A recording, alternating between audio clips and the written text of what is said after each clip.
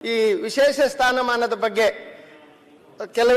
ಕೆಲವರಿಗೆ ಅಸಮಾಧಾನ ಇದೆ, ಕೆಲವರು ಬೇರೆ ಬೇರೆ ರೀತಿ ಬೇಡಿಕೆ ಇಡ್ತಾ ಇದ್ದಾರೆ. ಖಂಡಿತ ಎಲ್ಲರಿಗೂ ಹಕ್ಕಿದೆ ಅಧ್ಯಕ್ಷರೇ ಎಲ್ಲ ರೀತಿ ಕೇಳಲಿಕ್ಕೆ. ಯಾಕೆ ಕಲ್ಯಾಣ ಕರ್ನಾಟಕಕ್ಕೆ ವಿಶೇಷ ಸ್ಥಾನಮಾನ ಬಂದದನ್ನ ಒಂದು ನಿಮಿಷದಲ್ಲಿ ನಿಮ್ಗೆ ಸಂಕ್ಷಿಪ್ತವಾಗಿ ಹೇಳ್ತೀನಿ. ದೇಶದ ನೀತಿ ಆಯೋಗದ ಪ್ರಕಾರ ಸುಮಾರು 49 ಮಾನದಂಡಗಳು ಇಟ್ಕೊಂಡು ಆರೋಗ್ಯ, ಶಿಕ್ಷಣ, ಕೃಷಿ, ಪೋಷಕಾಂಶ, ಜಲಸಂಪನ್ಮೂಲ, ಆರ್ಥಿಕ ಪರಿಸ್ಥಿತಿ, ಕೌಶಲ್ಯ ಇದೆ. ಈ ಭಾಗದಲ್ಲಿ ಇದೆಲ್ಲ ಮಾನದಂಡಗಳಲ್ಲೂ ರಾಜ್ಯದ ಸರಾಸರಿಗಿಂತ ತುಂಬಾ ಹಿಂದಿದೆ ಈ ಕಲ್ಯಾಣ ಕರ್ನಾಟಕ ಭಾಗ. ಮತ್ತೆ ಬಹುಆಯಾಮದ ಬಡತನ ಸೂಚಿ, ಇದು ವಿಶ್ವಸಂಸ್ಥೆ UNDP ಇದನ್ನ ಅಭಿವೃದ್ಧಿಪಡಿಸುತ್ತದೆ.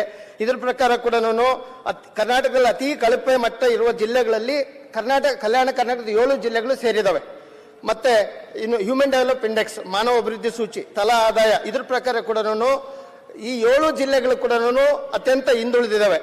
ಮತ್ತೆ ಅಧ್ಯಕ್ಷರೇ, ಸುಸ್ಥಿರ ಅಭಿವೃದ್ಧಿ ಸೂಚಿ ಅಂತೇಳಿ ವಿಶ್ವಸಂಸ್ಥೆ ಎಲ್ಲಾ ರಾಷ್ಟ್ರಗಳು ಈ ಸುಸ್ಥಿರ ಅಭಿವೃದ್ಧಿ ಸೂಚಿಯನ್ನು ಪಾಲಿಸ್ತವೆ. ಇದರಲ್ಲಿ ಜಾಗತಿಕ ಬಡತನ ಮತ್ತು ನಿವಾರಣೆ ಮತ್ತು ಪರಿಸರ ರಕ್ಷಣೆ, ಇದರಲ್ಲಿ ಕೂಡ ಕಲ್ಯಾಣ ಕರ್ನಾಟಕ ಎಲ್ಲಾ ಜಿಲ್ಲೆಗಳು ಹಿಂದುಳಿದಿದ್ದಾವೆ. ಮತ್ತೆ ವಿಶೇಷವಾಗಿ ಇನ್ನೊಂದು ರಾತ್ರಿ ಬೆಳಕಿನ ಸೂಚಿ ಅಂತ ಅಧ್ಯಕ್ಷರು, ಇದು ಸ್ಯಾಟಲೈಟ್ ಇಂದ ಮ್ಯಾಪಿಂಗ್ ಮಾಡಿ ರಾತ್ರಿ ಹೊತ್ತಿನಲ್ಲಿ ಎಲ್ಲಿ ಬೆಳಕು ಜಾಸ್ತಿ ಎಲ್ಲಿದೆ, ಇಲ್ಯುಮಿನೇಷನ್ ಎಲ್ಲಿದೆ ಅಂತೇಳಿ, ಅಂದ್ರೆ ಅಲ್ಲಿ ನಗರೀಕರಣ ಆಗಿದೆ ಅಂತೇಳಿ.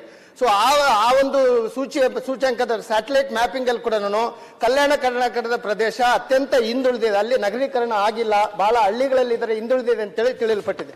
ಸೊ ಇವೆಲ್ಲ ಮಾನದಂಡಗಳು. ಮತ್ತೆ ದೇಶದ ಪ್ರತಿಷ್ಠಿತ 200 ಶಿಕ್ಷಣ ಸಂಸ್ಥೆಗಳಲ್ಲಿ ಕಲ್ಯಾಣ ಕರ್ನಾಟಕದ ಯಾವುದೇ ಒಂದು ಶಿಕ್ಷಣ ಸಂಸ್ಥೆ ಇಲ್ಲ. ದೇಶದ ಪ್ರತಿಷ್ಠಿತ 100 ಆರೋಗ್ಯ ಸಂಸ್ಥೆಗಳಲ್ಲಿ ಕಲ್ಯಾಣ ಕರ್ನಾಟಕದ ಯಾವುದೇ ಆರೋಗ್ಯ ಸಂಸ್ಥೆಗಳಿಲ್ಲ. ಇದನ್ನೆಲ್ಲ ಮನಗಂಡು ಮತ್ತೆ ಇನ್ನು ನಂಜುಂಡಪ್ಪ ವರದಿ ಪ್ರಕಾರ 39 ಅತಿ ಹಿಂದುಳಿದ ತಾಲೂಕಲ್ಲಿ 21 ಕಲ್ಯಾಣ ಕರ್ನಾಟಕದ ತಾಲೂಕುಗಳಿದಾವೆ. ಮತ್ತೆ ಈ ಒಂದು ಎಲ್ಲ ಪ್ರಾದೇಶಿಕ ಅಸಮಾನತೆ ತೊಡೆದು ಹಾಕಲು ನಮ್ಮ 2013ರಲ್ಲಿ ಮಾನ್ಯ ಕಾಂಗ್ರೆಸ್ ಸರ್ಕಾರ ಇದ್ದಾಗ ಮಾನ್ಯ ಮನಮೋಹನ್ ಸಿಂಗ್ ಅವರು ಮತ್ತೆ ನಮ್ಮ ಹಿರಿಯ ನಾಯಕರಾದಂತ ಮಲ್ಲಿಕಾರ್ಜುನ್ ಖರ್ಗೆ ಸರ್ ಅವರ ನೇತೃತ್ವದಲ್ಲಿ ಅವಾಗ ಈ ಆರ್ಟಿಕಲ್ 371J ವಿಶೇಷ ಸ್ಥಾನಮಾನ ಸಿಕ್ತು. ಮತ್ತೆ ಈ ಕಲ್ಯಾಣ ಕರ್ನಾಟಕ ಮತ್ತು ಗಣಿಬಾಧಿತ ಪ್ರದೇಶದಲ್ಲಿ ಅನುದಾನ ಬಂದರೂ ಸಹಿತ ನಮ್ಮಲ್ಲಿ ಮಹಿಳಾ ಅಭಿವೃದ್ಧಿಯಿಂದ ಮಾನವ ಅಭಿವೃದ್ಧಿಯಿಂದ ತುಂಬಾ ಹಿಂದ್ಗಡೆನೆ ಇದೀವಿ ಅಧ್ಯಕ್ಷರೇ. ರಾಯಚೂರು ಚಿನ್ನದ ಗಣಿ ಮತ್ತೆ ಬಳ್ಳಾರಿ ಗಣಿಗಾರಿಕೆ ಇದ್ರೆ ಕೂಡ ಆ ಸಂಪತ್ತು ಕೆಲವು ವರ್ಗದವ್ರಿಗೆ ಅಷ್ಟೇ ಹೋಗ್ತಾ ಇದೆ. ಮತ್ತೆ ಇಲ್ಲಿ ಬಿಸಿಲು ಹೆಚ್ಚಾಗಿರೋದ್ರಿಂದ ಮಳೆ ಆಧಾರಿತ ವ್ಯವಸಾಯವನ್ನು ನಂಬಿ ಬದುಕುವಂತ ಜನ ಮತ್ತೆ ಗುಳೆ ಹೋಗುವಂತಾರೆ ಜಾಸ್ತಿ ಇದ್ದಾರೆ.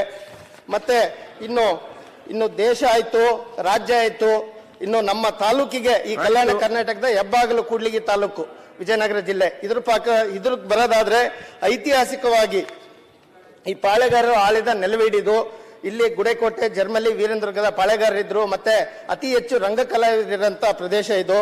ಇನ್ನು ನಮ್ಮ ವಿಧಾನಸಭಾ ಕ್ಷೇತ್ರದಲ್ಲಿ 30ಕ್ಕಿಂತ ಹೆಚ್ಚು ಗೊಲ್ರಟ್ಟಿ, 50ಕ್ಕಿಂತ ಹೆಚ್ಚಿರೋ ಮ್ಯಾಸರಟ್ಟಿಗಳು, 20ಕ್ಕಿಂತ ಹೆಚ್ಚಿರೋ ಒಡ್ರಟ್ಟಿಗಳು, ಮತ್ತೆ ಹರಿಜನಹಟ್ಟಿಗಳು 30ಕ್ಕಿಂತ ಹೆಚ್ಚು ಹರಿಜನಹಟ್ಟಿಗಳು, 20ಕ್ಕಿಂತ ಹೆಚ್ಚು ಲಂಬಾಣಿ ತಾಂಡಗಳಿರುವಂತ ಇವರ ಜೀವನ ಬದುಕು 21ನೇ ಶತಮಾನದಲ್ಲಿ ನಿಜವಾಗ್ಲೂ ಅತ್ಯಂತ ಶೋಚನೀಯ ಸ್ಥಿತಿಯಲ್ಲಿದೆ.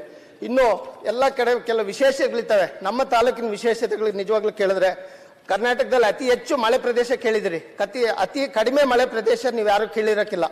ಅದು ನಮ್ಮ ತಾಲೂಕಿನ ಸೌತ್ ಈಸ್ಟ್ ರೀಜನ್, ಚಿತ್ರದುರ್ಗ, ಕೂಡ್ಲಿ, ನಮ್ಮ ವಿಜಯನಗರ ಜಿಲ್ಲೆ ಬಾರ್ಡ್ರು, ಚಳ್ಳಕೆರೆ ಮತ್ತು ಕೂಡ್ಲಿಗಿ ತಾಲೂಕಿನ ಬಾರ್ಡ್ರು, ಈ ಕೆಲವು ಪಂಚಾಯತಿಗಳಿದೆ, ಹೂಡೇಮು, ಜುಮೋಮ್ನಹಳ್ಳಿ, ಉರುಳಿಯಾಳು, ಗುಂಡ್ಮುಣಗು, ಮತ್ತೆ ಪೂಜಾರೆಳೆ, ಇದೆಲ್ಲ ಅತಿ ಕಡಿಮೆ ಮಳೆ ಬರಂತ ಬೆಳೆ ಪ್ರದೇಶ. ಇದರಿಂದ ಕ್ರಾಪ್ ಫೇಲ್ಯೂರ್ ಆಗ್ತದೆ ಮತ್ತು ಪಶುಪಾಲನೆ ಕಷ್ಟ ಆಗ್ಬಿಟ್ಟು ಆರ್ಥಿಕವಾಗಿ ಸಾಮಾಜಿಕವಾಗಿ ಅವ್ರಿಗೆ ಯಾವಾಗ್ಲೂ ಹಿನ್ನಡೆ ಅನುಭವಿಸ್ತಾ ಬಂದಿದ್ದಾರೆ.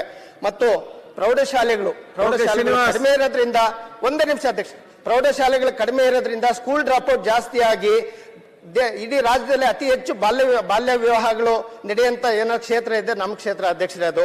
ಮತ್ತೆ ಈ ಬಡತನ ಮತ್ತು ಮೌಢ್ಯತೆಯಿಂದ ದೇಶದಲ್ಲಿ ಒಂದು ವಿಶಿಷ್ಟ ಅನಿಷ್ಟ ಪದ್ಧತಿ ಏನ್ ದೇವದಾಸಿ ಪದ್ಧತಿ ಇದೆ, ಇದು ಅತಿ ಹೆಚ್ಚು ನಮ್ಮ ತಾಲೂಕಿನಲ್ಲಿದೆ.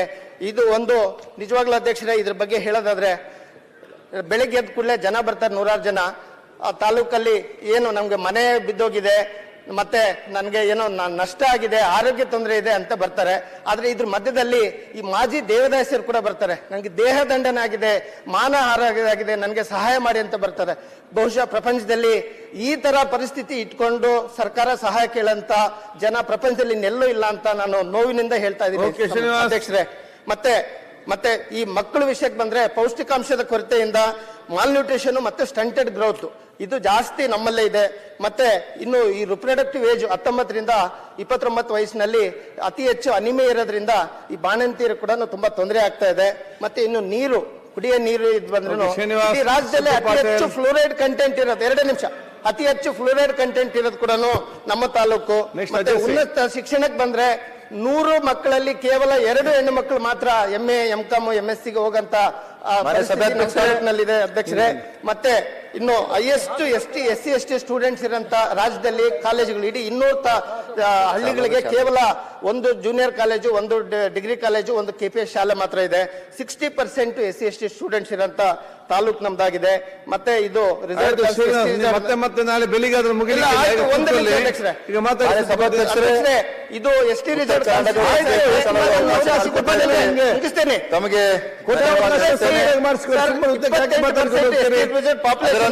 ಎಲ್ಲರೂ ಮಾತಾಡ್ಬೇಕು. ಸಾಕ ಅತಿ ಹೆಚ್ಚು ಕಡಿಮೆ ಇದೆ 557. ಇದಕ್ಕೆಲ್ಲ ಕಾರಣ ಇಷ್ಟೇ ಅಧ್ಯಕ್ಷರೇ, ಅತಿ ಹೆಚ್ಚು ಗುಳೆ ಹೋಗ್ತಾ ಇದಾರೆ. ಇದನ್ನ ತಪ್ಪಿಸಬೇಕು. ಉದ್ಯೋಗಾವಕಾಶಗಳು ಬೇಕು, ಗುಡಿ ಕೈಗಾರಿಕೆಗಳ ಸ್ಥಾಪನೆ ಆಗ್ಬೇಕು, ಮಳೆಯಾಧಾರಿತ ಪ್ರದೇಶ ಆಗಿರೋದ್ರಿಂದ ಶಾಶ್ವತ ನೀರಾವರಿ ಯೋಜನೆಗಳು ಬೇಕು, ತಳಮಟ್ಟದ ಜೀವನ ಕ್ರಮ ಸುಧಾರಣೆಗೆ, ಬಡವರ ಕಣ್ಣೀರು ಒರೆಸಲು ಗುಣಮಟ್ಟದ ಶಿಕ್ಷಣ ಸಂಸ್ಥೆಗಳು, ITI, ನರ್ಸಿಂಗ್, ಪ್ಯಾರಾಮೆಡಿಕಲ್ ಕಾಲೇಜಸ್, ಅತಿ ಮುಖ್ಯವಾಗಿ ಮುರಾರ್ಜಿ ಶಾಲೆಗಳು ಬೇಕು, ಹಾಸ್ಟೆಲ್ ಸೌಕರ್ಯಗಳು ಬೇಕು, ಮತ್ತು ಗಣಿಬಾಧಿತ ಪ್ರದೇಶಗಳು ಆಡಳಿತಾತ್ಮಕ ಮಂಜೂರಾತಿ ನೀಡಬೇಕು. ಜಯದೇವ, ಕಿದ್ವಾಯಿ ಮತ್ತು ನಿಮಾನ್ಸ್ ನೆಫ್ರೋಯೂರಸ್ ಸೆಂಟರ್ ಬ್ರಾಂಚಸ್ ಬೇಕು, ಮತ್ತು ತಾಯಿ ಮಕ್ಕಳ ಆಸ್ಪತ್ರೆಗಳು ಬೇಕು. ಮತ್ತೆ ಬಹುಮುಖ್ಯವಾಗಿ ರಾಜ್ಯದಲ್ಲಿ ಅತಿ ಹೆಚ್ಚು ವಸತಿ ಮತ್ತು ಮನೆ ನಿವೇಶನ ರೈತರು ಅತಿ ಹೆಚ್ಚು ಇದ್ದಾರೆ. ಗುಡಿಸಲು ಮುಕ್ತ ಒಂದು ತಾಲೂಕು ಆಗ್ಬೇಕು ಇವೆಲ್ಲ. ಮತ್ತೆ ನಮ್ಮ ಕ್ಷೇತ್ರದ ಜನರ ಸಮಗ್ರ ಅಭಿವೃದ್ಧಿಗೆ, ಸ್ವಾಭಿಮಾನ ಜೀವನಕ್ಕೆ, ಆರ್ಥಿಕ ಸಾಮಾಜಿಕ ಪ್ರಗತಿಗೆ ತಮ್ಮ ಮುಖಾಂತರ ನಾನು ಸರ್ಕಾರದ ಸಹಕಾರ ಕೊಡ್ತೀನಿ ಅಧ್ಯಕ್ಷರೇ. ಅವಕಾಶಕ್ಕಾಗಿ ಧನ್ಯವಾದಗಳು.